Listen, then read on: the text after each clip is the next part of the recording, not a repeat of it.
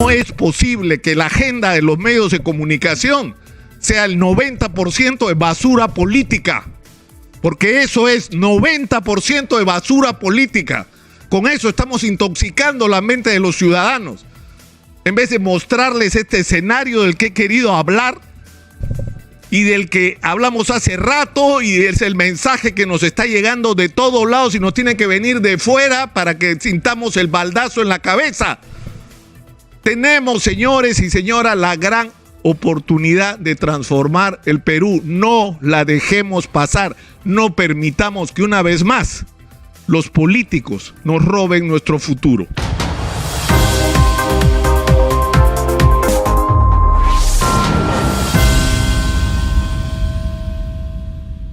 Está absolutamente claro que el gran problema del Perú hoy no son sus posibilidades como país en términos económicos. Es decir, esto se ha repetido hasta el cansancio y ahora algunos que no terminan de entenderlo.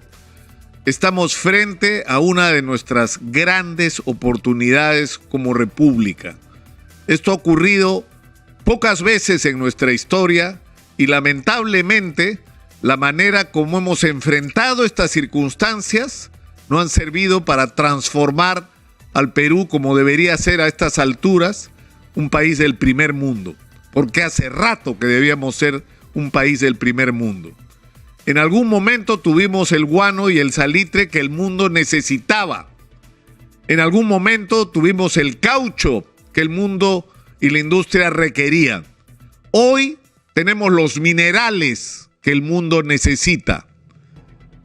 El proceso de reactivación económica mundial que está ocurriendo en este momento y que según todos los indicios va a durar varios años, va a tener como uno de sus efectos más importantes la elevación del precio de aquello que nosotros tenemos, los minerales y sobre todo el cobre, pero no solo el cobre, que es nuestra extraordinaria ventaja. Junto con eso, tenemos una extraordinaria posibilidad. Si algo no ha dejado de hacer la humanidad durante esta tremenda crisis del coronavirus es de alimentarse y de buscar además, en este contexto donde la preocupación por la salud pública se ha convertido en una prioridad para los seres humanos, el tener acceso a una alimentación saludable. ¿Y quién le ofrece al mundo productos agrícolas, orgánicos y saludables? Nosotros hemos dado importantísimos pasos gracias a la iniciativa privada, porque hay que decirlo, de convertirnos en uno de los principales proveedores de muchos de los vegetales y de las frutas que hoy se consumen en el mundo entero. Productos hechos en el Perú están en este momento en los supermercados y en las mesas, en Estados Unidos, en Europa y en Asia. ¿Y eso qué significa? Que no solamente tenemos la minería, que en algún momento se nos va a acabar. Tenemos en nuestras manos la posibilidad de convertirnos en una de las primeras, si no en la primera potencia desde el punto de vista del abastecimiento de productos agrícolas para la alimentación de la gente. Nuestras posibilidades son extraordinarias. Se ha hablado hasta el cansancio del enorme potencial que implicaría ampliar el área agrícola en la costa, activando los procesos de irrigación de los procesos de irrigación o de los superprogramas de irrigación o proyectos de irrigación que están pendientes y varados hace años, y extender esta experiencia e incorporar a la microproducción agraria a la cadena de exportación y no solamente al abastecimiento del mercado interno. Lo que significaría activar esto en la sierra de una manera extendida, lo que significaría explotar nuestro recurso en la Amazonía, donde vamos a ganar más dinero, no con el petróleo, con el gas, vamos a ganar más dinero con la explotación de los recursos naturales sin depredarlos, es decir, producir medicina y cosmética en base a productos amazónicos, con los cuales podemos inundar el mundo. Y tenemos el turismo, que es algo extraordinario, es decir, y eso es un lado, porque si invertimos nuestro dinero, es decir, España tiene 90.000 millones de euros de ingresos por turismo, 90.000 millones de euros. ¿Cuánto podríamos generar nosotros si explotamos adecuadamente nuestro turismo? Es decir, si le damos valor a lo que tenemos, si le hacemos acceso a los, no decenas, cientos de destinos que tenemos de toda naturaleza. Es decir, y hago esta introducción sobre la posibilidad, porque ¿qué es lo que nos está deteniendo como país? Nos ha tenido que venir una de estas evaluadoras de riesgo crediticio, Moody's, a decirnos la razón por la que el Perú no califica no es por su potencialidad y por sus capacidades como país, es por sus políticos. Por sus políticos. Por eso estamos como estamos. Y por eso estamos al borde de perder otra gran oportunidad histórica y no tenemos derecho, los peruanos no tenemos derecho a que nos hagan esto otra vez. No hay derecho, perdón, a que los políticos nos hagan esto otra vez. Que si ustedes revisan la historia del Perú van a entender por qué perdimos la oportunidad, por los políticos. Exitosa. Entonces, ¿qué es lo que hay que ahora? Hay que salir de esta situación, es lo que hay que hacer. Comenzando porque ya, ¿cuáles son los puntos de conflicto? Pongámoslo sobre la mesa. Iber Maraví. ¿Se ha acreditado que el señor es militante de Sendero Luminoso? ¿Tiene alguna sentencia? No, pero el señor no ha actuado con transparencia. El señor no ha puesto las cartas sobre la mesa. Y hay claramente indicios de una relación familiar.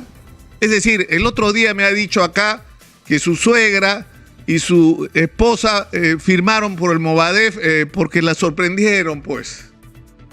Iber, por favor, tu suegro es Hildebrando Pérez Guaranca, señalado como dirigente de Sendero Luminoso de la mayor importancia desde el comienzo. Hay una controversia con respecto a si fue él el que dirigió la masacre de Lucanamarca o no. En la Comisión de la Verdad lo dan por cierto, pero hay un investigador norteamericano que dice que eso no se ha acreditado como fuera, más allá de si es verdad o no es verdad. Era un dirigente de Sendero Luminoso. O sea, no me vas a decir que va a venir gente del Movadef a ofrecerle a alguien de tu familia firmar por el Movadef y que no sepa que está firmando por el Movadef. Por favor, no hemos nacido ayer. Entonces yo no estoy diciendo, porque no sería justo hacerlo, que el señor Iber Maraví es un militante de Sendero, es miembro del Movadef. No sería responsable. Pero la pregunta es si en este contexto, en el contexto creado, en el cual ha tenido un factor determinante la propia actitud de Iber Maraví, la pregunta es si vale la pena, señor presidente Pedro Castillo, que el país siga en esta situación por defender su situación o su permanencia en el gabinete. Tiene que tomar decisiones con respecto a asuntos que están creando un clima de inestabilidad que no le conviene a nadie. Pero eso es lo que tiene que ver con lo que el presidente tiene que hacer y hacerlo de una vez. Y si el presidente no lo hace, entonces el Congreso tiene que hacer lo que le toca, porque tampoco tiene sentido que se prolongue indefinidamente una situación de inestabilidad. ¿No le parece al Congreso que Iber Maraví deba seguir siendo ministro de Trabajo? Bueno, interpélenlo y censúrenlo, pero de una vez, o les interesa prolongar esta situación, esta especie de agonía, ¿no es cierto? Esta especie de agonía que estamos viviendo. Pero eso es lo que compete al tema de Iber Maraví. Pero en el caso del exfiscal Juan Carrasco, o sea, ¿de qué se trata? Es insólito, no había ocurrido antes, no hay antecedentes, por lo menos que yo conozca, y es la versión que ha salido del propio Ministerio Público, que ocurra que un fiscal importante como Carrasco decida incorporarse a un gabinete y para eso el procedimiento en ese momento adecuado parecía ser pedir licencia sin goce de haber. Pero resulta que ese procedimiento no era el adecuado, lo que tenía es que era renunciar. Pero en algún momento él ejerció como ministro siendo todavía fiscal. No, en ningún momento ocurrió una situación donde se contrapusieron ambas funciones. En ningún momento. Entonces el incidente debería darse por aclarado y aprender la lección de lo que pasó. ¿Pero de qué se trata? ¿De empezar a tirarse un ministro tras otro para crear un clima de inestabilidad? Es decir, hay gente que está conspirando, reuniéndose así para ver cómo hace para tirarse a Pedro Castillo. Exitosa. Y que esto es parte de la operación para crear el crimen de estabilidad e irresponsablemente no se dan cuenta de que el daño no se lo están haciendo a Pedro Castillo, sino al Perú y a ellos mismos. Porque si pretenden gobernar el Perú, ¿qué país van a gobernar?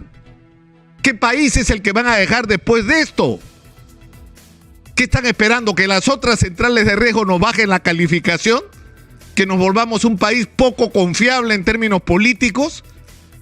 O sea, yo creo que este es el momento de la responsabilidad de parte de todos, del Congreso, del propio presidente de la República, que tiene que asumir su condición de tal, es el jefe del Estado y tiene que empezar a actuar como eso, como lo que es. Pero por el otro lado, es absolutamente indispensable que este país se ponga en movimiento. Es indispensable. Y no es en el escenario de la conversación y el entendimiento con los políticos en el Congreso que se van a resolver los problemas. Lo voy a decir de una manera muy cruda. Hay que neutralizar a los políticos para que no impidan que el Perú haga lo que tiene que hacer. Y para eso el entendimiento principal del presidente es con el mundo empresarial. Y no solamente con los micro y pequeños empresarios, sino con los grandes, con los que están moviendo la economía de este país. Con ellos hay que sentarse para ponerse de acuerdo sobre lo que hay que hacer, sobre cómo vamos a hacer para que la inversión crezca y se multiplique en el Perú. Y por el otro lado, cómo vamos a hacer para construir un Estado eficiente. Y para eso no solamente son importantes los empresarios, son importantes los colegios profesionales, las facultades especializadas de las universidades y todo el talento reunido en el Perú que está esperando a ser convocado para poner este país en marcha y que se prenda la locomotora y a ver si algún político se atreve a ponerse al frente. Nos lo llevamos de encuentro. Exitosa. Pero yo creo que ya llegó la hora de que actuemos todos con la responsabilidad que la situación exige. No es posible que la agenda de los medios de comunicación sea el 90% de basura política, porque eso es 90% de basura política. Con eso estamos intoxicando la mente de los ciudadanos. En vez de mostrarles este escenario del que he querido hablar y del que hablamos hace rato, y es el mensaje que nos está llegando de todos lados y nos tiene que venir de fuera para que sintamos el baldazo en la cabeza. Tenemos, señores y señoras, la gran oportunidad de transformar el Perú. No la dejemos pasar. No permitamos que una vez más los políticos nos roben nuestro futuro.